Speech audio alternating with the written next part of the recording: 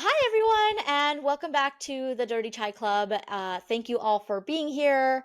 We are excited to talk about all things South Asian that are taboo topics. We certainly will bring you some fun topics in the future. Today, we're going to be a little bit mellow about some stuff personally that I've gone through, and I know many, many women have gone through. Um, Tina's going to really quickly introduce us. Hello, everybody. How are you? My name's Tina, and of course, I have my cousin Jasmine with us. So, thank you so much for joining us. This time it's episode 5. So, thank you for making it all the way here if you have. I'm just going to kind of go through what we talked about last time, just to give you a quick recap. Last time we talked about our female friendships and how important they are in our lives and what roles they play, as well as the thoughts of what we used to deal with in the past, where we had our parents telling us, like, don't tell everybody, don't share things with everyone. And this time, we're actually digging a little bit deeper of what we do want to share and why it's important to share and why it's important to be vulnerable. So, with that, Jasmine is going to talk about this time about her IVF journey and what she kind of went through and just how she's dealing with it now. Yes. First, I kind of want to touch about last time we talked about a little bit some controversial stuff, right? And so the whole point of being vulnerable is, I listened to Brene Brown and I read one of her books a long time ago, and I was like, this is bullshit. Like, this isn't the way it's supposed to be. And it just, the more I thought about it, the more I was like, no, it makes sense. Like, we need to be vulnerable and in order for us to be authentic. Otherwise, we all walk around with this mentality of, oh my gosh, my life is perfect. I'm perfect. I'm striving for only perfection.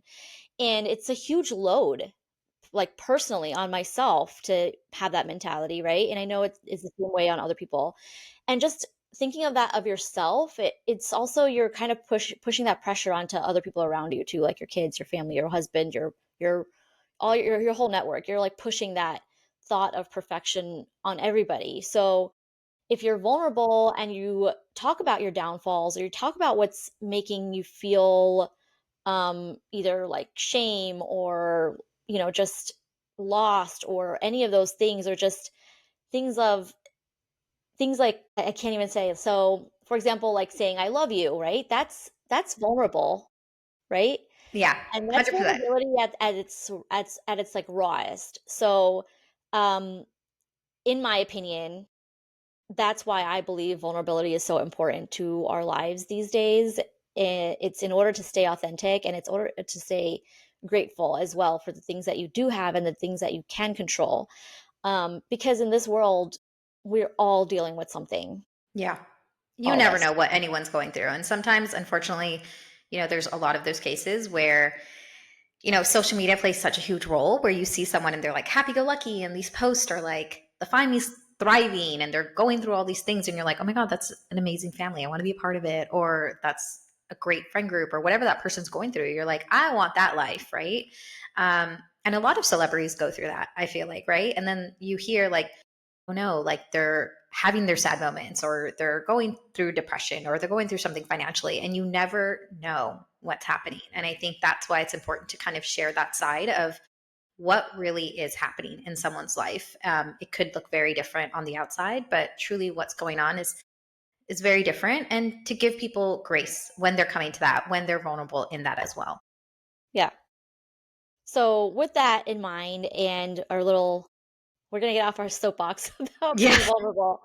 That's what this podcast really is, though. I think it's us being vulnerable about some of these topics that we've personally been having to deal with, but also being open about some of these things is the way to move forward with a lot of these topics too, especially with other people that maybe not they don't have the voice, but they want the connection.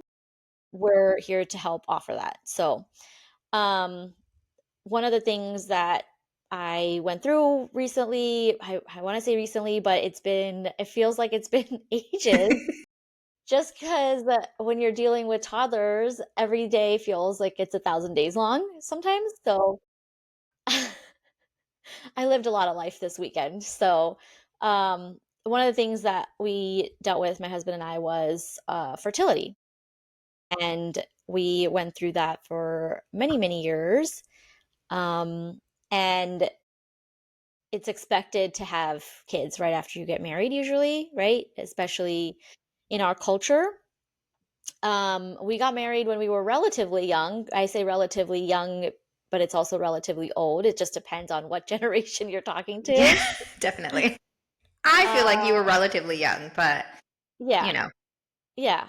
And I think that we were relatively young as well, although my whole friend circle at the time was, finding somebody or getting married around that time. So it just depends. There's like a whole nother topic on that of like there shouldn't be a date to love or like to finding your partner or any of that. There shouldn't be a timeline or a date. But that whole thing aside, we were told like, "Oh, you're married now. When are you guys having kids?" It's like that conversation always comes up, and we had talked about we there's family planning conversations that obviously happen, right? And so we wanted to wait a couple of years, um, get to know each other a little bit better, and then travel a little bit, and then we were like, okay, well, we'll have kids, right? So we started our IVF journey years after we actually started trying to get pregnant. Um, and it wasn't even something that I wanted to start. I didn't even think of honestly doing IVF until I had a really close friend of mine go through a miscarriage. And she was like, "Hey, I know you guys have been trying for so long. Like, this is what just happened to me. And, like, have you thought about going to see a doctor or a fertility specialist?" And we're like, "Honestly, no." And that was right around COVID. And COVID, everyone was like, "Well, if you don't get pregnant during COVID when you're in lockdown in your house, then, like," there's right? something going on. But I don't think anyone ever goes into family planning or anything like that, right? Thinking that it's going to be hard having a Exactly. child, Yeah. right? So like you thought you had time on your side where you're like, I'm gonna go travel, we're gonna prioritize your happiness first, right? Both of you Yeah. guys like solidifying that. So I think that's something to always keep in mind. It's not just South Asian culture, it's everybody, right? It's always you get married, when are you having kids? And that's always a topic that comes up, but you never plan for like, what if it doesn't happen immediately? And how did that yes, COVID happened. Like, how did you guys go about that process then, where you've been trying for a few years? How did that shape I your mean, life? Or how did family pressure? I'm sure people were always telling you guys, like, why aren't you pregnant yet? Why aren't you pregnant yet? Like, how did you guys deal with that? before the actual IVF stuff started, I don't think I took a lot of heat on, if that makes sense. I kind of just would just like brush it off, like laugh it off, whatever. Like we'll have kids, we're trying. Yeah. Um, what we're trying to have kids, we're trying. That was the conversation. It wasn't just like it wasn't I didn't take anything to heart. Okay. So that's good Um, because I feel like a lot of women do, right? Where it comes to that point and you're just, yeah. At that point it was 4 years of us trying just the natural way. yeah, it'll happen when it happens. It'll happen when it happens. Like, obviously, I was tracking my cycle. I had another friend who got married after me, and she already had kids, and so she recommended using like at-home solutions and like test strips and stuff like that, right? So, we were already kind of doing all those things, and it still didn't feel heavy until we were like, okay, we need to see a specialist.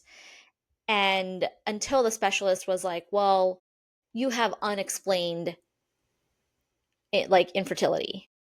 Interesting. That was what like hit harder because it was like, well, give me a goddamn reason because I'm a scientist at heart. Yeah.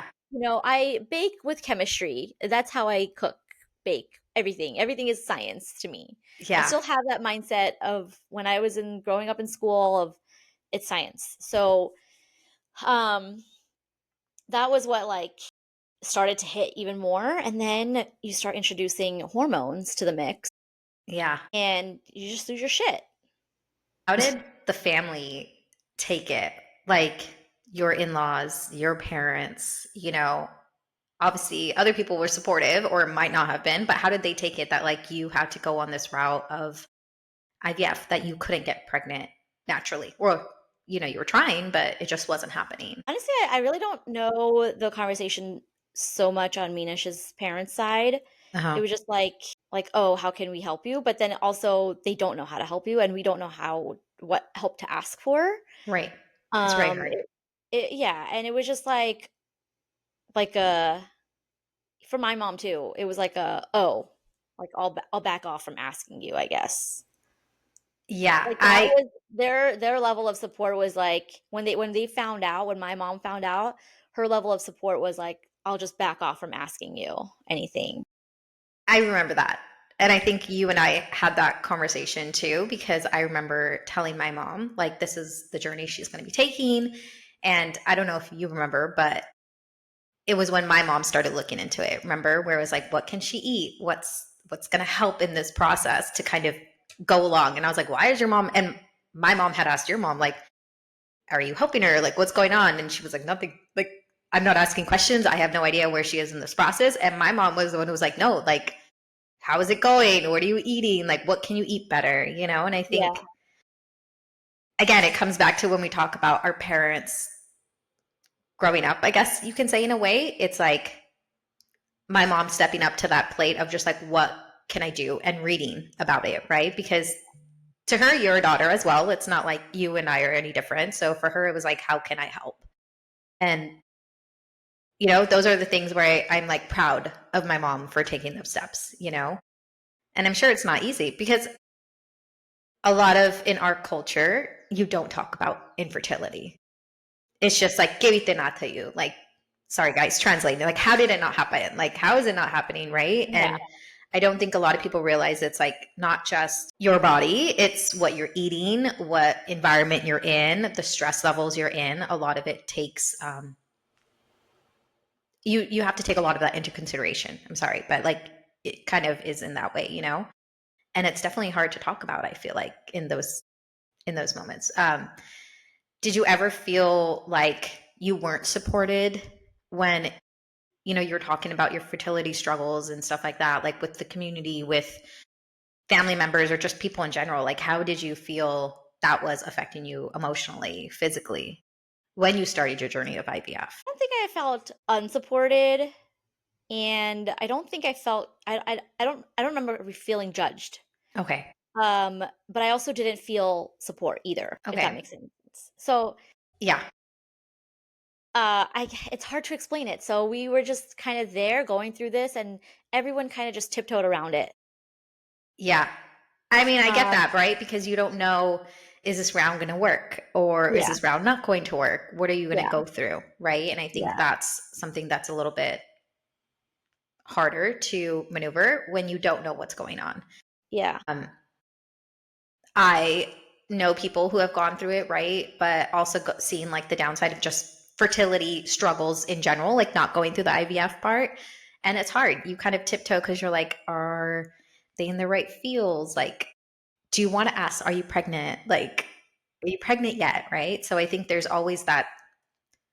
Um, I would tiptoe personally, right? Like, even when you were going through it, and I was like, how's it going? Like, because you didn't want to ask the wrong questions, not in a negative way, but I just didn't also want to hurt your feelings when you're going through this process. And it's not easy. Like you Yeah, said, your hormones are just all yeah, over. They're in the mix of it. I remember you telling me just the shots and stuff you're taking, right? It wasn't easy. So I mean, yeah. I was one of those people that tiptoed because I was like, I don't want to offend her. I don't want her to feel bad, or like I'm asking too many questions. But um, I could definitely see where that struggle is a lot harder, So on the other I'll side. say that I found more community in the people that actually went through it before me. So, friends of Minish's here, that found out we were going through it. They were very supportive. Same thing with some of my friends that were going through it on the East Coast. They were the ones that were there for me in the sense of they knew the things to ask, Yeah. and they knew the conversation, they know the emotions, they've been there, they've done it, and so it's nice to have that community because that's who I really felt supported by. Right. during that whole process. Do you feel like, was there ever, I would say, like, it's kind of hard because I don't know how to word this the right way, right? There's a lot of times it's always the woman's fault that you're not pregnant, right? Like, most kindest way to say it is it's the woman's fault. You're not pregnant, not because of the man, it's because of the woman. Did that ever come up in conversations with you guys? Like, how do you think that stigma, because it is a stigma, how do you think that plays a role in like what you guys were going through, getting, obviously you said you had the support, but just mentally how you guys were dealing that with that, if any of that ever came up. I think that this is part of the whole perfectionism and vulnerability part Huh. is that we take a lot of load on ourselves too. So I never had anybody say anything to me directly about, oh, it's probably her fault that they're not pregnant. They might have thought it. I don't know. And I'm not going to say that they thought it, but I think a lot of it is because we also blame ourselves. So every one that every round that we went through or and we weren't pregnant and we wouldn't come out of it with a positive um like a positive experience, it was like, oh, it's my fault, like it's my body failed me again, because at that point it was like, well, Minish was doing everything he could to fix all of his things going on and just make his quality quantity all that better, and Yeah. I was going through everything on my end, and so it's just a part of us because we're the ones that are the vessel as well, right? So Right. if our body is rejecting an embryo, if our body is rejecting any of that, it's like obviously we take a lot of that blame on ourselves too. Even if people are talking about it, thank God I didn't hear it. If anybody did say anything about it, there are women that get told to their face like it's your fault, Yeah. and I cannot imagine what it must be like for those women that get told that, because it's like you're already dealing with a lot of guilt. You're already dealing with a lot of the pressure on yourself, and then you're feeling it from other people too in a space that you're supposed to feel support, Yeah. and instead you're being blamed for something that isn't necessarily in your control. Yeah. And that kind of like puts an additional stress, right? You're already stressed out about this whole situation. And that's another layer that makes it a lot more difficult. I know you talk about like blaming yourself or, Minish blaming himself. Like, again, blaming in the sense of like, what are you guys doing? You're doing everything right. And that takes a toll. Like, I know emotionally, IVF is very difficult. Financially, IVF, anybody knows IVF is very expensive. Um, and a lot of it is like you keep it private. You're not telling people how you got pregnant or what you did, but like, how did that mentally affect you and Minish? Because, like you said, you guys took a lot of blame on for both of you, and I know I experienced on like some of the parts of mentally what it was doing to you, but like you and him, you guys as a couple, like what did that do to your guys' relationship? I think the things that were hard were people around us getting pregnant before us without trying or like barely trying, or we were trying for since 2016, and so all of a sudden it's like everyone's popping out kids around you and you're not.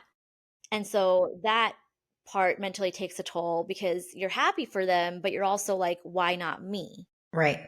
Why am I not getting pregnant? And I got to a point where I was like, because I had never been pregnant at that point, but I literally got to a point where I thought, even if I can just get pregnant and I can show my body that I can get pregnant, and even if I lose it, it's okay. That's the point I got to. Yeah.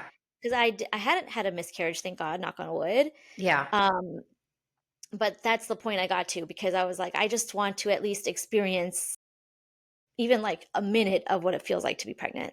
Right. Or that your body can do it. You're Yeah, capable. exactly. You're Yeah, capable. Yeah. yeah. I think that's really hard because I feel like regardless of the situation, there's so many women that go through that process. It's like, is it ever going to happen for me? Even if it's for a split second. And I think that's important to realize that just because now you have two beautiful babies, it's not like you didn't struggle through that whole process. It took a long time for you guys to get where you are. And I tell you this all the time.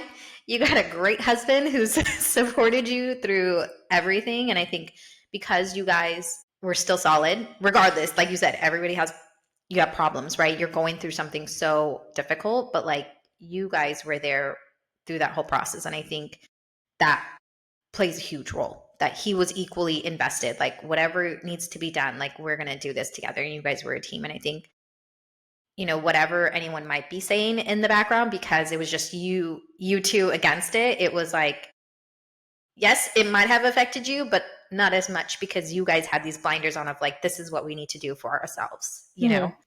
and like make it It pass. definitely, it definitely isolated us too, though, to an Yeah. extent. Like, we Like, what do you mean? we forced isolation upon ourselves because we were going through something, and it was like, we're going through it together, and we knew that that support really wasn't in our community, so we self-isolated in a way of, like, saying no to a lot of things, of, like, saying no to going out with people or, like, hanging out with people because they were in a different space than we were. Yeah. And part of it was like, yeah, sure, it's COVID times, but, we're in Arizona, things opened up pretty quick, but Yeah. we honestly, we would decline invitations and things like that What do because we you just didn't wanna see people.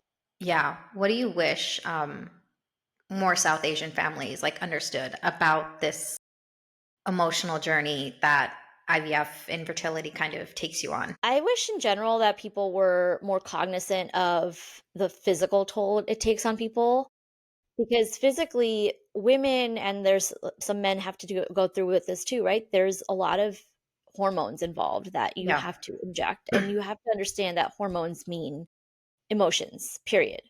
So whether it's infertility or it's postpartum, like, any sort of, like, boost of hormones or drop of hormones is going to affect somebody mentally.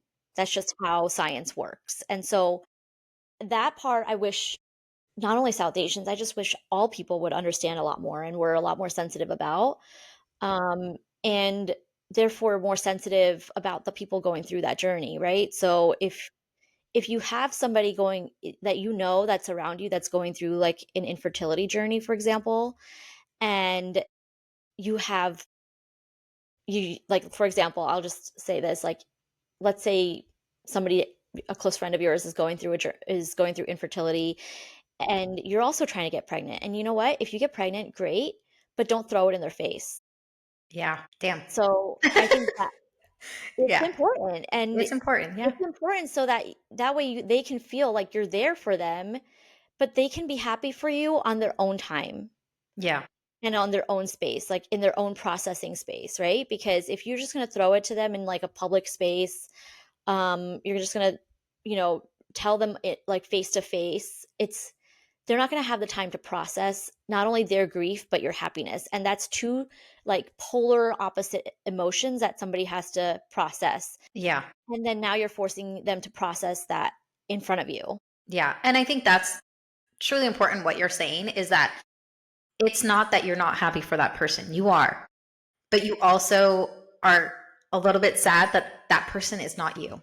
Mhm. Right? Yeah, That you're not yeah, announcing this. And I think regardless of who you are, I think that's always very important to know. It's not that you're not wanting to celebrate the other person's, you know, new happiness, new bundle of joy, but you're also grieving at the same time, mhm, yeah, And I think that's important because I don't think a lot of people see it that way. They'd be like, "Oh, they just poo-pooed on my parade." It's like, "No, no, no. They're yeah, happy for you, right? But yeah, they're also grieving because they're going through this process." And I think you hit the nail right on the coffin on that one, that it's important for people to see that it is two different things. But you can be happy and sad at the same time when you're going through this process. yeah, and I think as far as, um so that's other people probably around your age, right? And so the other side of it is, how can our parents all be a little bit more supportive? So I think your mom did it right, where she read about the process, or she was asking questions about the process, right? Like, Yeah. what does this mean? How many injections are you taking? Like, ask the questions. Yeah. Ask the technical questions, not the emotional questions, if that makes sense. Yeah. So ask the questions. If somebody around you is going through the process, ask the technical questions, because that's some of that technical stuff is what kept me grounded because it was the science. Yeah. And so ask those things. If you're asking, ask them how you can support them, because everyone's going to want support a little bit differently too, right? Yeah. Some people, for them, the support might be like, hey, I just want my space, like don't talk to me, don't bother me, I'll Right. see you in 6 months. Yeah. Some people have a different idea of support, and they might want you to be there more. They might Mhm. you want you to go with them to certain appointments or something. Yeah. And so support looks different for everybody. What I do wish is that more people would read about the process and understand what the process is entailing for everybody involved. Yeah. Do you think it's important that women talk about their fertility like struggles in the sense of like at least our community?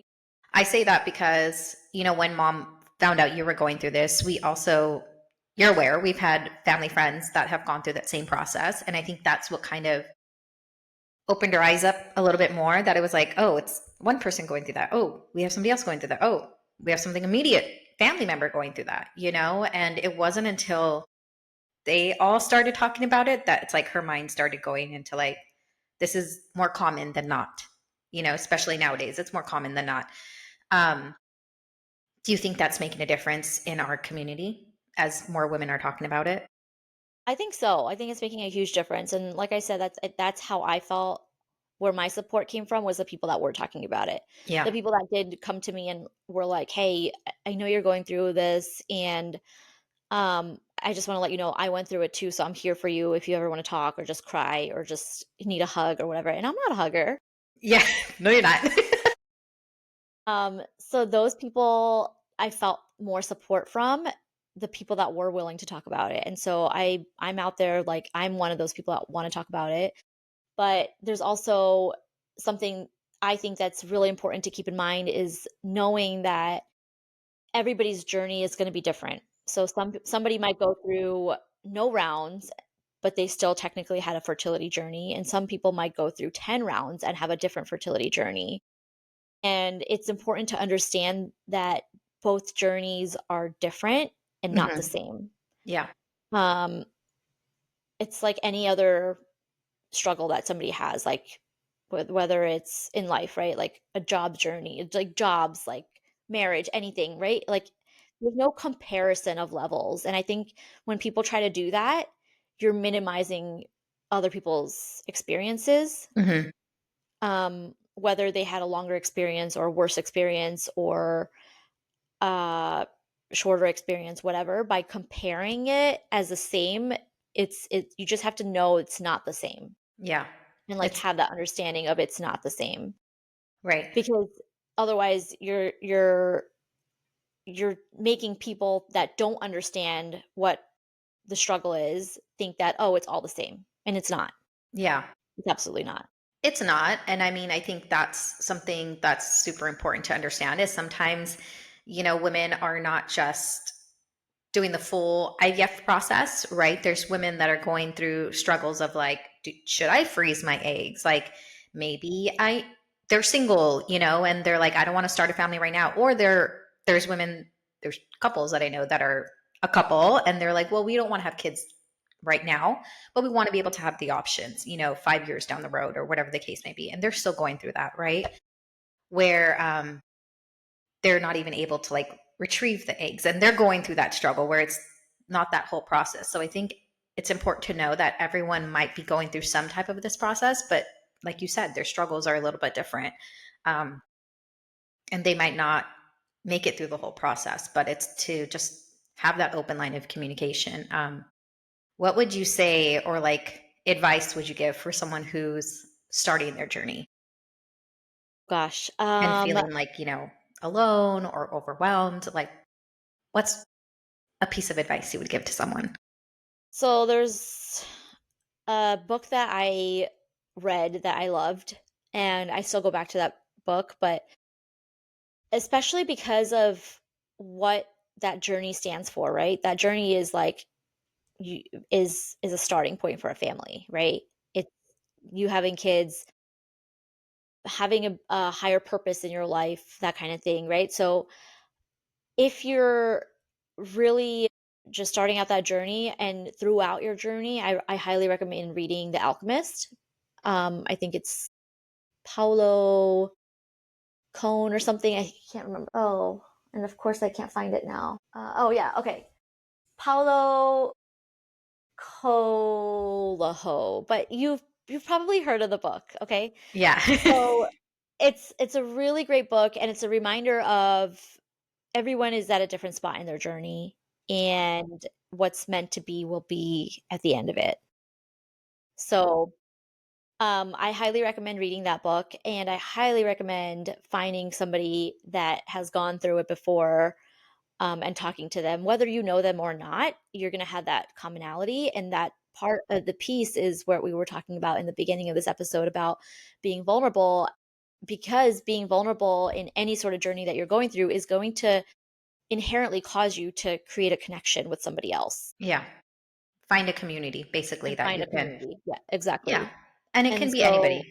yeah, and I found a lot of that in, even Facebook forums with, like, strangers. Like, there's entire Facebook groups for, I was just going to mention that. infertility, Yeah. and I was just going to even in mention that. local Arizona infertility, so then you can talk to people about, like, "Well, what about this doctor? What about this doctor? What was your experience with the XYZ doctor?" So I think that all of that was very, very important to me, and I think that it definitely helps with the feeling of overwhelm and the feeling of being alone. Yeah.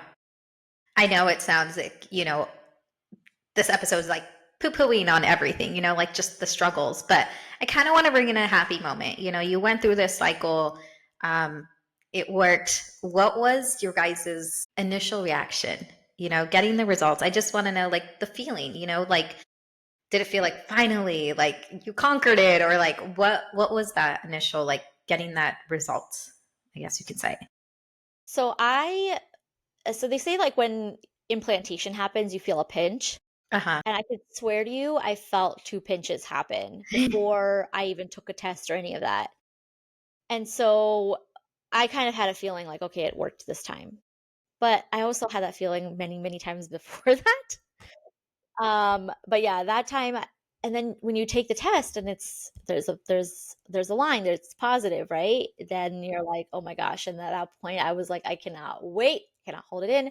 I could not sleep all night when I took the test because I just had all these thoughts like, "Oh my gosh, is it one baby? Did both of the babies stick?" Because we implanted two embryos, right? And so raging thoughts for an entire night, and like all the things that I was so excited about doing, um, and finally being pregnant, and then just trying to figure out how I'm going to tell Minish, because I wanted to tell him before I got my blood work done that does the confirmation, because I think, like, once I took the initial test and I saw the faint line, after that I took 4 or 5 more tests just to confirm. Jeez. You're drinking I that was water, that. taking that taking that test. Yeah. So I was like, how am I going to tell him now? Like, I really want to. Then it's like, you can't keep it in. You have to Yeah. figure out how to, like, hold it in and hold a secret. And so those were some of the emotions I was going through. How did Minish take it? Um, he was just ecstatic, and we were both like emotional wrecks also, because it was like, well, finally it worked, and finally we're pregnant. Yeah. And then it was just a matter of like, well, doing everything we could to stay pregnant. Yeah. So Making yeah, sure it yeah, successful pregnancy. When exactly. you Yeah. found out it was twins, what was your reaction? We were just so excited. Like, part of me was scared, but more than that, I was just still, like, on cloud 9 from just knowing that I was pregnant. That's amazing. And now you have two little rascals that take your. 2 little rascals that make my heart palpitate every single day because they do dangerous things, and they will probably continue doing dangerous things knowing who their mother and The family they come from. the family they come from. Yeah, they have their stinking "I love you" moments and their "oh my gosh" like moments. Yeah, I The just journey was worth it. journey was so worth it. Yeah. Yeah, I might still have baby fever every time I see a baby, which isn't great because two of my sister-in-laws just had babies, and I'm like sniffing them, and I'm like, I want another one. But also, I know what I can handle in life, and I don't think I can handle another one right now. Hey, you never know. You never know. Yeah. Anything can So, happen. yeah, if you're listening to this episode, and you ever need to talk about going through that journey or just starting out or what the starting point should even be or should look like, you want to talk about what your doctor is doing, your protocol, any of that stuff, I am here. You can always connect with me. You can find my contact information somewhere online. Otherwise, just DM us on Instagram at the Dirty Chai Club. And yeah, thank you guys all for listening to this episode. I think, do you have any other questions? I don't. I just, I want to say thank you. I know this wasn't going to be an easy topic today. I think we're both talking about like, do we have tissues ready? Like, because Yeah, I only had the one, and I only had to use it one time, thank God. yeah, But because I I've know, had a lot of processing time since then. yeah, So if we were recording this when I was going through it, or if we were recording it even like right after, I could have told you I would have been a mess. But I've had a lot of time to process this, and I think time heals. yeah. So yeah, Well, thank you. I still want to say thanks because I know it's not easy sometimes going down this path and reliving yeah, kind of all of it and what you went through. But definitely thank you. Hopefully that can empower other women to definitely come out, speak about it, be more open. And we love to hear from you guys. So, again, if you guys are going through this and you just want someone else to talk to, definitely reach out to us. We would love to hear from you. But thank you so much for sharing your guys' time with us today. Thank you so much for listening, and you will hear from us soon. yeah. Don't forget to subscribe to our podcast wherever you're listening to this, whether it's Spotify, Apple, or YouTube. All All right. right, have Thank a great you. day. Bye.